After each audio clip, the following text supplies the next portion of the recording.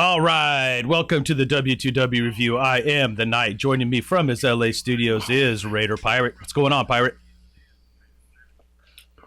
What's going on, Raider Nation? All right, Raider Nation. Today is November 1st, 2016. It's the day after Halloween.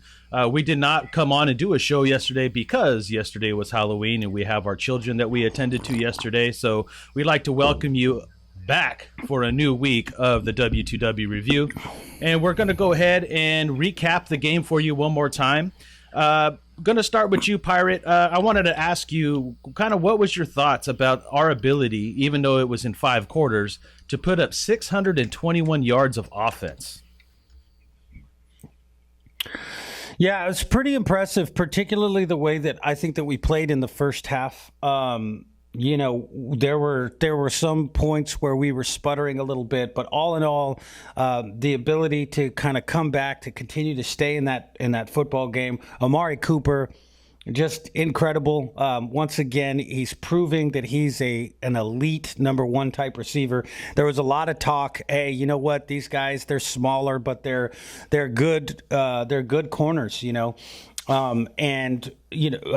Our guys just went out and did what they had to do. Loved the fact that they got the tight ends involved. In Jack Del Rio's press conference, he said that was a question that he answered on Twitter about getting the tight ends involved. The throw that Derek Carr makes to Michael Rivera and the catch, I mean, the throw was just perfect. It was right there. He had to reach out to grab it. He led the defender. Just all in all, it was beautiful. I have no idea why this guy is not involved in this offense, because that was a beauty to behold. They're kind of getting into gear, moving into this Denver game where they're going to have to challenge the middle of the field with either their running backs or their tight ends. So it's good to see against Jacksonville, and also today, Michael Rivera beginning to be used a little bit more in this offense. So like I said, I thought all in all, Derek Carr made some incredible plays, some very clutch plays. He was a little off. I'm not going to lie. That halftime show that we did, I kind of was like, but when it mattered, when he has to make a play, it's Seth Roberts. I mean, come on, think about it. This guy only makes the plays when he has to make them. Has an incredible play. So he, breaks a couple of tackles and just does what Seth Roberts does, and that's come up big at big times in a game where you really need him. He's clearly proving that he is a piece on this offense. He's not just the third guy, X, Y, and Z. I mean, this guy is making game-changing and game-winning plays, and he's done it several times this year already. Well, that's the one thing that I was going to touch upon that really stuck out to me, especially offensively. We talk a lot about Amari Cooper, Michael Crabtree. Which one are they going to attack? Which one are they going to try to shut down? And usually what ends up happening is, okay, you're going to focus on this one. We're going to hit you with this one. And it's been, throughout the whole year, it's been a Cooper and Crabtree conversation. This Sunday against Tampa Bay, what we saw was the ability that Seth Roberts has to make plays. And I'm not just talking about the game-winning one, which was absolutely amazing. Raider John called the show, and he brought up the fact that every time that Seth Roberts catches a touchdown, we win. So we're 8 for 8 when he catches a touchdown, which is a pretty amazing statistic, right? But it just goes to show you that he's not just your third option. Well, I mean, he is your third option, but he's just not out there running routes. This guy's a playmaker, and they don't have to use him as much. So when you get into a situation where you're in 4th and 4 and you know that they're going to try to shut down Crab and Coop, this guy comes up big every single time. When that situation happens, I mean, he's running his route, him and Carr on the same page, and something good happens. And beyond Seth Roberts, you brought up, too, that Michael Rivera caught the touchdown pass. They utilized him more. So there you go. Now we're implementing the tight end. And then we got a lot from Alawale with the big play down the sideline off a wheel route out of the backfield. We have a ton of options on this football team that we don't utilize the right way. We've talked about it a lot. And what I saw in Tampa was the wheel route to Alawale, the crossing pattern in the end zone, in the red zone to Michael Rivera. Then we were hitting Cooper on slants. The Seth Roberts was kind of a delayed slant. It wasn't a true slant. I think he kind of settled in, but he caught it and he took off to the house. So we've been talking about, we want more slants. We want the tight ends used more. We want to see more wheel routes coming out of these running backs. And go, lo and behold, I mean, that's where you would think you would see Washington or Richard, but we caught them slipping using our fullback doing it because I've said this before too. Alawale is just a tad bit slower than a Marcel Reese, but he carries a lot of the same ability. He can catch the ball out of the backfield. He runs well enough and power, and it has some power. And you saw him going up the sideline using those abilities. So again, this offense has so much more potential, but regardless of what we want to see, this offense week after week is finding a way to get it done. And those are just some of the key reasons why we were able to put up 621 yards. Now, defensively is what really stood out to me in this game too, Pirate. I mean, I think this hands down was our best defensive performance. If you look at the statistics, we only gave up 271 yards. That's pretty much our best performance of the season. And their last 3 possessions heading into with overtime, they held the Tampa Bay Buccaneers to only 19 yards. What was your thoughts on the defense and what you saw? Yeah, I mean, I thought we got pressure. When Sean Smith went down early on in that game, I thought TJ Carey came in and pretty much did a really good job. I mean, this was a situation where you're like, our big guy is down against their big guy, and their big guy is now going to have a big game.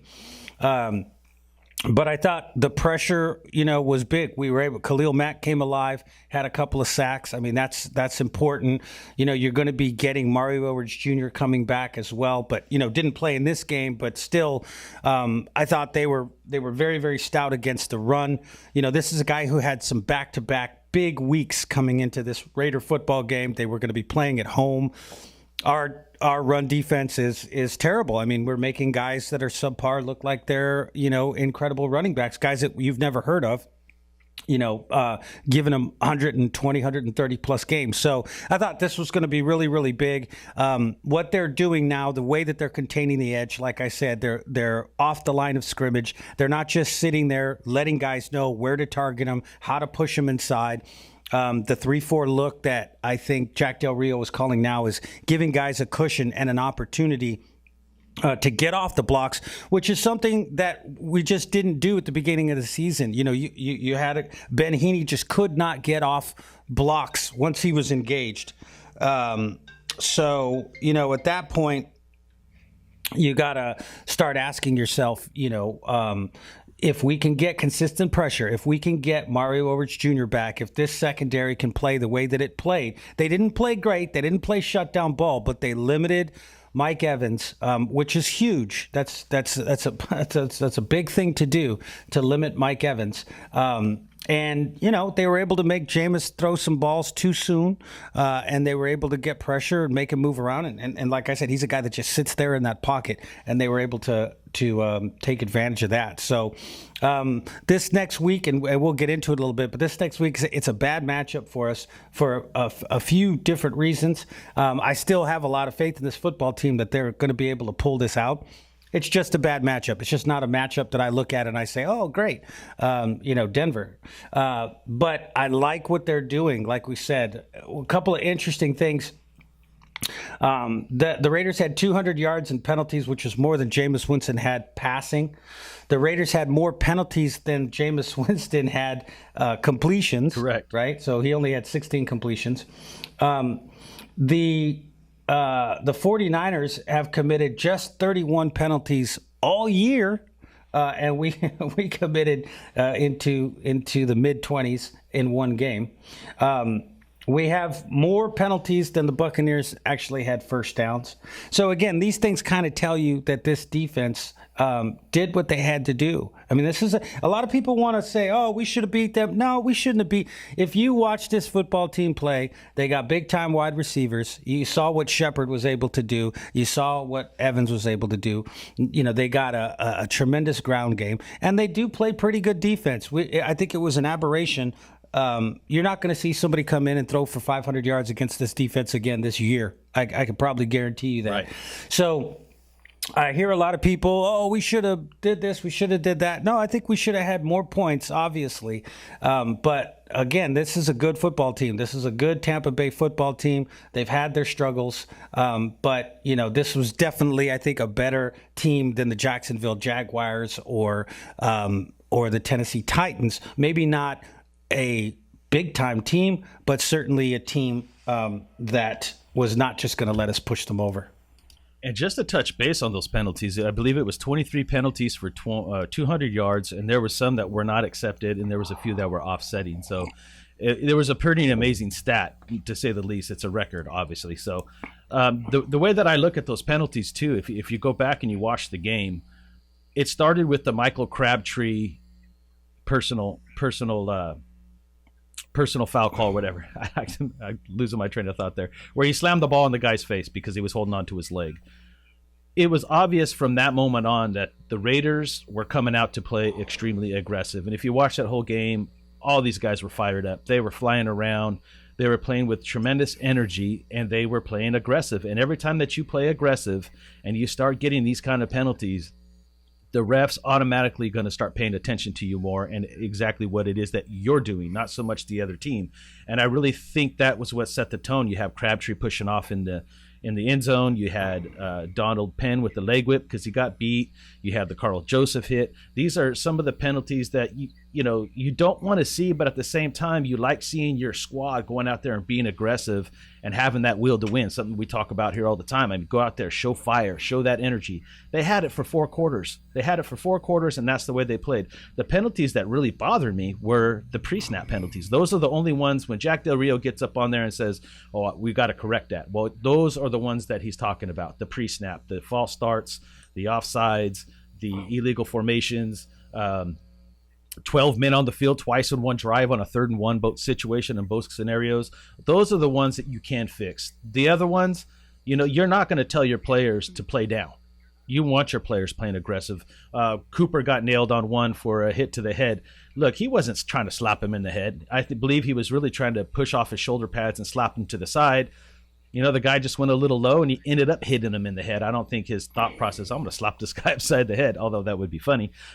He was just being aggressive. He's out there trying to make plays. And when you're playing that aggressive, these penalties come. So all in all, it as bad as it was actually a good thing to see this team this fired up. This was old school Raider football. This is what Al Davis used to preach. Play hard. We want to play perfect football, but if you're going to make mistakes, they're going to happen. It doesn't matter. Just win. And that's exactly what we did. So you take away some of those personal, I can't even think of the word still, where you're getting these not dumb penalties, but aggressive penalties. And it's drawing the attention. They started just throwing flags on us for everything at that point. And the Raiders have that mystique too, right? I mean, we've been known since the 70s of being, if you're not cheating, you're not winning, just play to win. And so, I mean, I believe that are stuck in the Raiders' heads. Once they see the Raiders start playing that aggressive, yeah, I mean, that I guess you could say that. But all in all, it was aggressive style football. I'd love to see it, and I want to continue to see. I don't want the penalties, but I want to see this aggression and this fire in this football team. That's what's going to separate us from the pack the second half of the season. All right, we're going to take a quick break, and when we get back, we're going to bring in Stephen Michaels from the Raiders Daily and get his thoughts on Sunday's matchup against the Tampa Bay Buccaneers, what he thought about the penalties, what he thought about Derek Carr's performance, and much, much more. So stay tuned. Carpets is celebrating the holidays with a huge inventory clearance sale. We have the best prices and guaranteed installation. Why would you buy anywhere else? Whether you're looking for laminate, vinyl, carpet, tile, or wood, we have it all. Save up to 50% on selected items. Room size rugs, only $69. Visit Carpets at one of our 6 Bay Area locations or call us at 1-800-355-4MMM. All right, welcome back to the W2W Review. I am the Knight, joined by the Raider Pilot from his LA studios, as well as our guest for today from the Raiders Daily. It's Stephen Michaels. What's going on, Stephen Michaels? Hey, what's going on, guys? Thanks for joining us again today, brother. We want to talk a little Tampa Bay Buccaneers with you and what you kind of thought of the game. So for starters, what did you think about the 23 penalties for 200 yards? Oh, well, that's something that's got to be cleaned up and cleaned up fast. You're not going to win a lot of games with that many penalties. But, again, this is the Raiders. So it's nothing that, we're not used to seeing. But breaking a record is certainly disturbing. But they got the job done. And a lot of those penalties, too, I mean, they could have – a lot of them were mental. But I see a lot of penalties that should have been called when Tampa was holding Khalil Mack. I mean, Khalil Mack should have had 4 or 5 sacks in that game, but he was being held a lot, and I didn't see a lot of flags for them. Yeah, it was a pretty interesting game. We were talking about it, before you came on. We've started utilizing our tight ends a little bit more. We hope to see our running backs being used a little bit more. This obviously was a good game. Two games in Florida, kind of back to back. But now, when we're looking, for example, at this game that we have coming up against the Broncos, they just released the top 10 today, and it looks like the Raiders have moved up to number 6, the Chiefs have moved up to number 4, and the Broncos are sitting there at number 3. In your opinion, do you think that that's a correct assumption? I mean, obviously, I think in terms of the AFC West, but all 3 of those teams being in the top 10 at this point? Well, I think the Raiders definitely deserve to be in the top 10. The Chiefs beat the Raiders, so obviously they're going to be ahead of them. Now, Denver, I don't know. I mean, listen, I don't really think Denver has played that many great teams, just like the Raiders. I don't think they've played quality teams yet. They had, a couple games here and there, but I think that will be all switched up on Sunday night. We're going to see who's better, the Raiders or the Broncos. But as far as power rankings go, I think that's where the Raiders, that's where they kind of sit right now, because a lot of people, they figure in the strength in the schedule, and the Raiders, Jacksonville and the Bucks and, all these teams, the Raiders are being overlooked right now as a team that can only beat bad teams and not a team that can beat good teams because of their losses against the Falcons and the Chiefs. And both those losses came at home, Steven, and it's something that we kind of struggled with this season for some odd reason. We played down at home.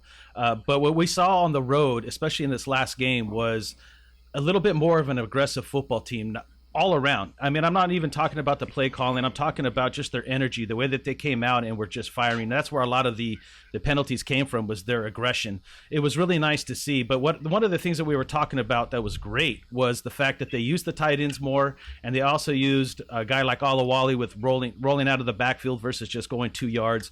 What are some of your thoughts heading into Denver, or hosting Denver on Sunday Night Football? What are you expecting how this team should attack Denver, especially in the middle of the field? Well, first of all, I think it was fantastic they got Michael Rivera going. Now, Clive Walford really hasn't done much, and I've been asking, I don't know why Michael Rivera was not involved earlier. I mean, remember, the guy was a healthy scratch for a few games. It looked like they were going to pull a Rod Streeter on him. But now he finally got involved, and I think it just opens up more weapons for Derek Carr. And you're right, they were a lot more aggressive. Derek Carr had a terrific game. And I think against Denver, you're going to see a lot of running, a lot of Latavius Murray. I think the Raiders feel like they can run off Denver. And a lot of DeAndre Washington coming out of the backfield. They're going to utilize all those weapons they can use. I don't know. I think the Raiders stand an excellent chance in this game. I really do. And as far as Amari Cooper and Michael Crabtree were both fantastic in the game against Tampa Bay, except for that one drop pass by Cooper, which would have sealed the game. You want to see Cooper, get that pass. But I think Cooper and Michael Crabtree are going to give Denver's defense fits all night long. And as far as the home field advantage thing, I don't know what it is.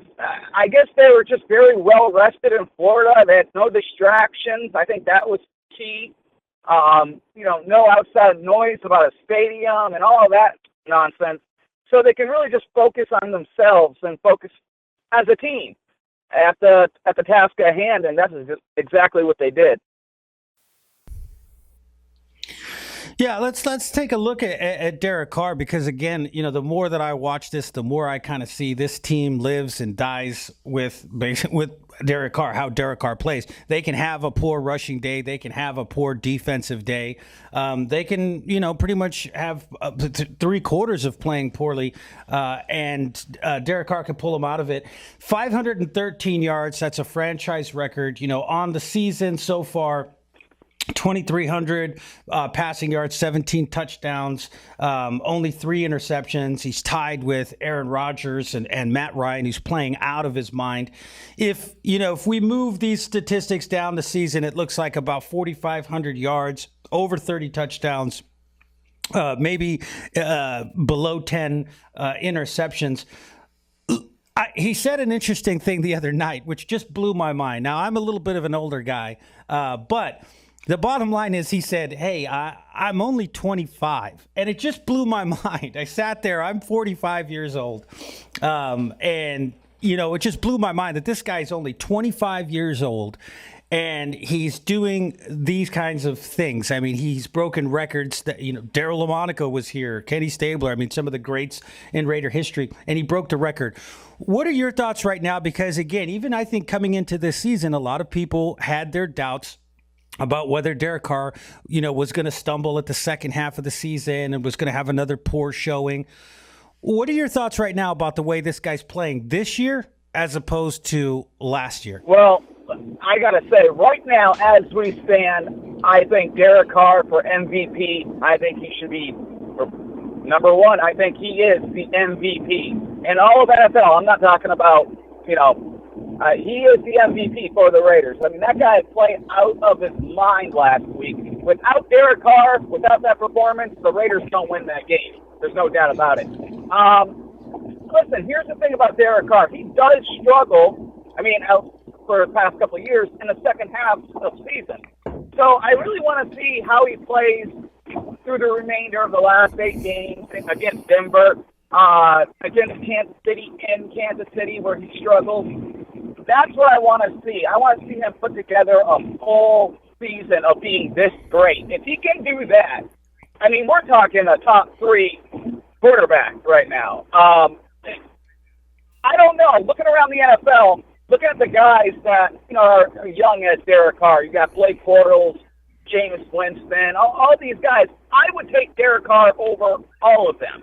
I don't know about you guys, but I would. I think definitely. He's one of the best quarterbacks in football right now. It's a weird thing that the Raiders, it's been a long time since the Raiders could say we have one of the best quarterbacks in all of the NFL. And they have him, and like you said, he is only 25 years old. They're going to have him for a long, long time. They're going to give him a big contract probably after the season. So, yeah, this guy, he's outstanding right now. Can he do this all year long? That's something we have to wait and see, I guess. But for right now, I got to say Derek Carr is my NFL MVP. Going to have to agree. The guy's playing out of his mind. I think he definitely deserves to be right there in the top of the conversation. There's 8 games left, but this guy is not showing any signs of slowing down like years past. Not only is he playing at a higher level, he's playing in a system that's a second-year system to him, for not like last year, a first-year system, things like that. The weapons around him are on point. I believe the running game is even going to get better, so that's going to really extend his career and his numbers. So, with that being said, Stephen, we want to thank you for coming on. And could you go ahead and let everybody know exactly where they could find the Raiders Daily and Stephen Michaels? Yeah, you can go to my website. It's theraidersdaily.com. I'm also on Twitter at the Raiders Daily. And the new Raiders radio show, the Raiders Daily radio show, should be up next week about that time. We're working on sponsors and all that mess. So when that goes up, you'll hear about it. And, so Facebook, The Raiders Daily, Twitter, The Raiders Daily, everything, The Raiders Daily. That's where you can find me. And you can find me here on The Will to Win every single Tuesday. That's right. Absolutely. That's right. Absolutely. Hey, Stephen, real quickly here, where are you going to be hosting that show? We put up a little advertisement for it on the last show, but where are people going to your page to see that? Is that something that you're releasing on a particular website or platform? I think it's going to be on Mixcloud. I think. But, Mixcloud? Okay. And that's where it's going to be, where you'll be able to listen to it. But we're going to be recording at the Denver studios at Mile High Court, which is kind of weird, I know. But so that's where the fee's going to come from. And and then it gets picked up. We're basically doing a pilot for Yahoo Sports. So if they pick it up, I don't know. We're going to play it by ear, but you'll probably be able to find it on SoundCloud and Mixcloud, all the platforms, and iTunes as well. All right, Stephen Michaels. Well, once again, we'd like to thank you for giving us your time. We look forward to seeing you and talking to you next Tuesday and getting your insight on how this game turns out. It's going to be an exciting weekend in Oakland, so guys, don't miss it. All right, Stephen, thanks once again, and we'll see you next week. All right, guys, big game this Sunday. Raider Nation got to show up and be loud.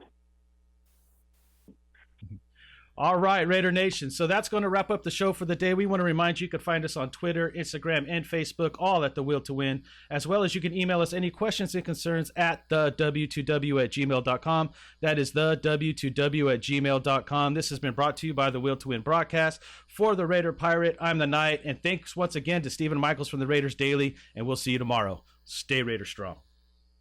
And that's why they call me